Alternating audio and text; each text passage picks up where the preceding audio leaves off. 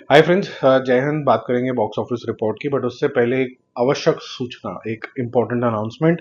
एक ऐसी फिल्म है जिसका बॉक्स ऑफिस परिणाम तो हम यहाँ डिस्कस नहीं करने वाले, बट जिसे कहते हैं ना, एक पागलपन हो जाता है उस पिक्चर को देख के। एक मतलब दिन रात आप उसी के बारे में सोचते रहते हो, परफॉर्मेंसेस के बारे में, घटना के बारे में। और अगर वो ट्रू स्टोरी के ऊपर बेस्ड हो तो आपका जो दिमाग होता है बिल्कुल थोड़ा डिसमेंटल सा हो जाता है। थोड़ी देर आप पूरा इनग्रोस हो जाते हो उसके अंदर, और आप बोलते हो कि यार क्या ही बना दिया है ये। मतलब आप बिल्कुल वहां पर ट्रांसपोज ही हो जाते हो कि शायद आपके सामने साक्षात ये हो रहा हो। तो ऐसी एक मूवी आई है सतलुज, और ये Z5 के ऊपर आपको मिलेगी। इसका ओरिजिनल नाम पंजाब 95 था। इसके अंदर दिलजीत पाजी हैं। दिलजीत पाजी को आपने अभी रिसेंटली मैं वापस आऊंगा के अंदर देखा। ब्रिलियंट पिक्चर, सुपर हिट होने वाली है पिक्चर।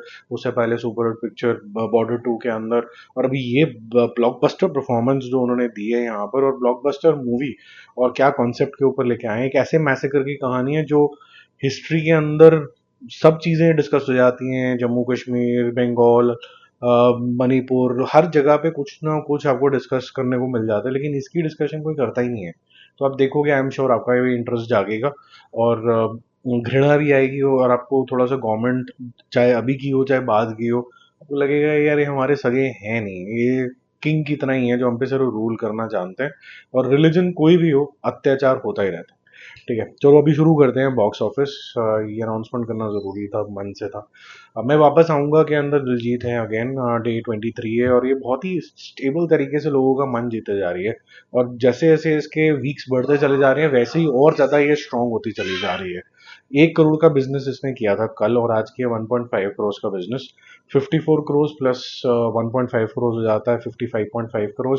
और 82 करोड़ इसका वर्ल्ड वाइड कलेक्शन हो गया। तो बहुत ही अच्छा कलेक्शन आप बोल सकते हैं कि ऐसी फिल्म का जो ऐसा लग रहा था कि अंडर 10 करोड़ ही निपट जाएगी, क्योंकि अच्छे व्यूअर्स इसको मिलेंगे नहीं। और मेरे परिवार में अभी आज ही पहली बार देख के आया। मैं तो पहले ही देख चुका था, और जब मेरे ब्रदर वगैरह सबने देखा तो उन्होंने बोला कि बहुत ही सुलझी हुई फिल्म ये बनाई गई है। जिसको डिवाइड एंड रूल करना है वो करता रहे।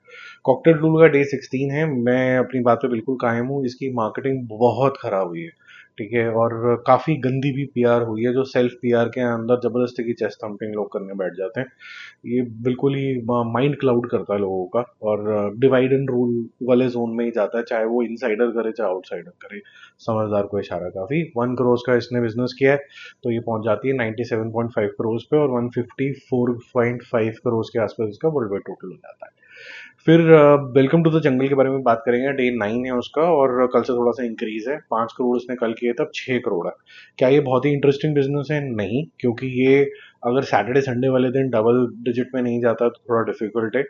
वैसे नाइट शो अच्छे जा रहे हैं, तो हो सकता है 6.5 7 तक भी पहुंच जाए। लेकिन ये मेरी उम्मीद थी कि क्योंकि अब ये सेकेंड वीकेंड के अंदर जा रही है, तो ये डबल डिजिट के अंदर शायद एक दिन तो आ जाए, बट आई नहीं है। लेकिन तब तक ये काफ़ी पैसा कमा चुकी थी। आज मोस्ट प्रॉब्ली इसके 150 करोड़ रुपए पूरे हो जाएंगे वर्ल्ड वाइड लेवल पे, क्योंकि कल था 144 करोड़, और नेट कलेक्शन था 103 करोड़। तो आज के 6 करोड़ ऐड करके नेट हो जाता है 109, और वर्ल्ड वाइड टोटल 151 152। तो मोस्ट प्रॉब्ली आपको इसका पोस्टर भी 150 करोड़ वाला थोड़ा सा प्राउडली फील करके प्रोड्यूसर साहब दिखा देना चाहिए। ठीक है, बाकी 2 फिल्में और रिलीज हुई थी। बेबी डू डाई डू ठीक फिल्म है, और जो इसका रिजल्ट है वो तो ये डिजर्व नहीं करती, इसे काफ़ी ज़्यादा डिजर्व करती है ये। उमा कुरैशी की फिल्म, और बहुत ही ज़बरदस्त बॉडी बॉडी लैंग्वेज से उन्होंने अपनी पूरी फिल्म समझा दी, अपने इमोशन समझा दिए इसके अंदर। हमने कल उनके वेराइटी ऑफ इमोशंस के बारे में बात करी थी। स्क्रीन्स कम मिले हैं, लेकिन ऐसा नहीं है कि जो स्क्रीन्स मिले हैं उसके अंदर हाउसफुल जा रही है, तो ये कंप्लेंट तो नहीं कर सकते हैं कि जी स्क्रीन कम मिले, पब्लिक ही नहीं जा रही तो स्क्रीन बढ़ा के भी क्या ही कर लोगे, एसी की हवा और खाओगे, जिससे और नुकसान होगा आपके एग्जीबिटर का, यानी कि जो फिल्में चलाते हैं सिनेमा हॉल्स का। तो कल 50 लाख किए थे, आज 55 लाख रुपए करेगी, दैट्स इट। और 1 करोड़ एंड 5 लाख इसका टोटल बिजनेस है। ऐसी नागाबंधन, क्योंकि एक स्ट्रैटेजी थी कि अल्फा को कैसे गिराया जाए, तो हमको बोलते हैं कि साउथ की ऐसी फिल्म आ गई, ये धरती फट गई, आसमान गिर गया, बारिश हो गई, अब कल से धरती समापन हो जाएगी, और उसके बाद 2 टुकड़े हो जाएंगे इसके, ऐसी पिक्चर बना दी। और कल मैंने आपको बड़े क्लियरली बोला था कि ये साउथ वालों की जो स्ट्रैटेजी चलती है ना भगवान को लेके, ये थोड़ा सा ठीक नहीं है। मतलब I don't want to use strong words, but they ठीक नहीं है। 3.5 करोड़ रुपए इसने कल किए थे, और आज सैटरडे वाले दिन कलेक्शन ऊपर जाने के बजाय नीचे गए हैं। 3 करोड़ रुपए का बिजनेस इसने किया है। वो बड़ी क्लियर टेस्टिमनी है कि जहां पर ये बनाई गई है, जिस ऑडियंस के लिए बनाई गई है, वहां भी नहीं चली है। तो मेरे ख्याल से कुछ लोगों की तो एटलीस्ट आंखें खुल रही हैं। अल्फा चाहे अल्फा हो, चाहे बीटा हो, चाहे गामा, हमें क्या लेना देना।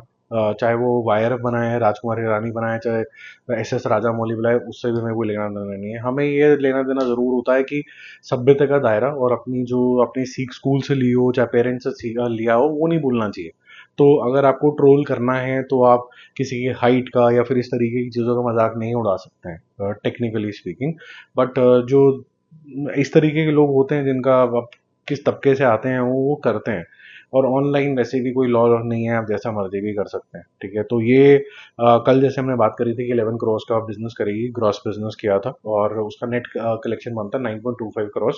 आज ये लगभग लगभग 12 करोड़ रुपए का ग्रॉस कलेक्शन करेगी, जो ट्रांसलेट होगा 11 करोड़ के अंदर लगभग लगभग 10 करोड़ रुपए के अंदर, सॉरी। और जो टोटल वर्ल्ड वाइड कलेक्शन होगा वो जो प्रोड्यूसर साहब ने बताया था वो 22 के आसपास है। वैसे अदरवाइज ट्रेड के हिसाब से 18 है, तो कोई ज़्यादा फर्क नहीं है।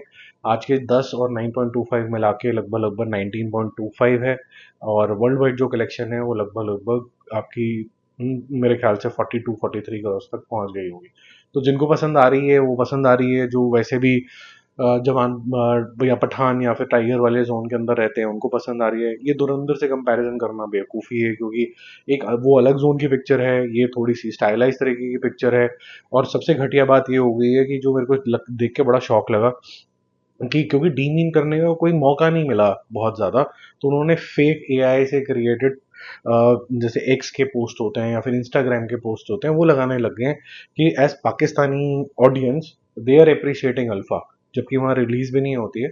लेकिन फिर भी ऐसे अप्रिसिएशन दिखा रहे हैं जैसे एक डिवाइड क्रिएट हो जाए कि जैसे वायरफ मतलब पाकिस्तानी, जैसे कुछ बॉलीवुड हो गया तो पाकिस्तानी है, अगर बॉलीवुड की कोई पिक्चर चल जाएगी तो वो नॉन बॉलीवुड फिल्म। ये बड़ी क्लियर स्ट्रैटेजी है और ये जो करवा रहे हैं वो देश भी चला रहे हैं। और जो घटिया लोग हैं वो डिवाइड एंड रूल कर रहे हैं। और मैं आपको ये भी बता दूं कि अगर आप किसी चीज को डिसमेंटल करके कुछ और लाने वाले होते हो तो जो आने वाला होता है उसका भी वेस्टेड इंटरेस्ट इसमें होता ही है। आज की डेट में अगर बॉलीवुड यहाँ से जाता है, बॉम्बे से जाता है और कहाँ जाता है उसको फायदा होता है। कोई और अगर इंडस्ट्री यहाँ पर ज्यादा बसती है, मान लीजिए साउथ ईस्ट वेस्ट में, किसी का नाम नहीं ले रहा हूँ, तो उसको भी फायदा होता है। तो सबके वेस्टेड इंटरेस्ट हैं इसके अंदर। और फिर वो भिखारी टाइप के लोग भी हैं जो 2 रुपए के समोसा के अंदर अपना जमीर बेच देते हैं। उनको कोई मतलब नहीं तमीज से, उनको कोई मतलब नहीं किसी शिक्षा से। वो क्या करेंगे, 2 रुपए दो उनको तो ट्वीट डाल देंगे, 2 रुपए दो तो कुछ भी कलेश करा देंगे, उनका तो जमीर ही नहीं है। बहुत से ऐसे लोग हैं जिनके जमीर मर चुके हैं, उनको कोई फर्क नहीं पड़ता, ठीक है। उनकी दुकान बहुत अच्छी चल रही है, वो सबसे ज्यादा स्माइल कर रहे हैं, उनके चेहरे पे शिकन भी नहीं है, कोई टेंशन भी नहीं है। उनके लिए तो मजेदार चीज है, आओ तुम मुझे 2 गाली दो, मैं तुम्हें 4 गाली दे दूंगा, मैं तो एंजॉय कर रहा हूँ। They like pigs playing in the mud, ठीक है। बाकी जल्दी मिलते हैं और रिव्यूज और अपडेट के साथ। मूवी शूवियन से मेरा काफी खासा प्यार है। और ये सारा चैनल जो है ज्यादातर पॉजिटिव कमेंट से भरा रहता है। मैं बाकी वो चैनल में भी कभी बाई चांस चला गया और कमेंट पढ़ लेता हूँ तो बहुत गंदगी है वहाँ पर, एक दूसरे की पैंट उतार रहे हैं, ये कर रहे हैं, वो कर रहे हैं। बट यहाँ पर जो अच्छा माहौल बना हुआ है उसके लिए I would say thank you to everybody, all my viewers.